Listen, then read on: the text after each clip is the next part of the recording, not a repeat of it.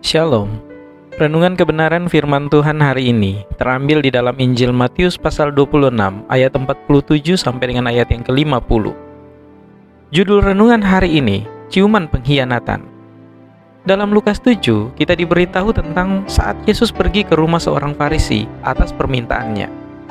Ayat 37 dan 38 memberitahu kita bahwa seorang wanita kota mendengar bahwa Yesus sudah dekat, datang ke rumah orang Farisi. Ia membawa sebuah buli-buli pualam berisi minyak wangi. Sambil menangis, ia pergi berdiri di belakang Yesus dekat kakinya, lalu membasahi kakinya itu dengan air matanya dan menyekanya dengan rambutnya.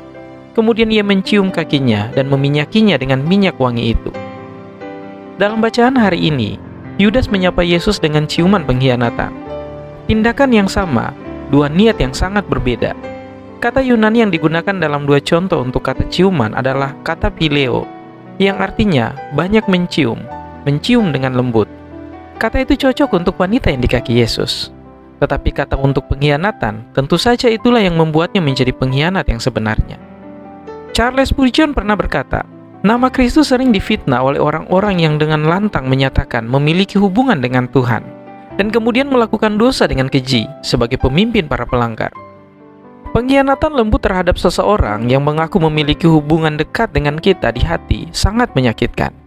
Mereka yang mengaku sebagai bagian dari tubuh Kristus dan kemudian menyangkal kekuasaannya dan kepemimpinannya, mengkhianati Tuhan kita dengan ciuman yang sama seperti yang dilakukan Yudas. Meskipun kitab suci tidak memberitahu kita dengan tepat apa motif Yudas, akar dari hampir semua pengkhianatan adalah keegoisan. Ketika kita fokus pada apa yang kita inginkan, kita tidak dapat tunduk pada keinginan orang lain, terutama jika keinginan itu bertentangan dengan keinginan kita sendiri. Kita baru saja membaca bagaimana Yesus menaati Bapa Surgawinya, meskipun pemikiran tentang apa yang Allah minta agar dia lakukan membuatnya sangat tertekan, bahkan sampai mati. Di sini kita melihat sebaliknya, Yudas tidak dapat tunduk pada pandangan Yesus tentang kerajaannya. Yudas adalah seorang yang fanatik.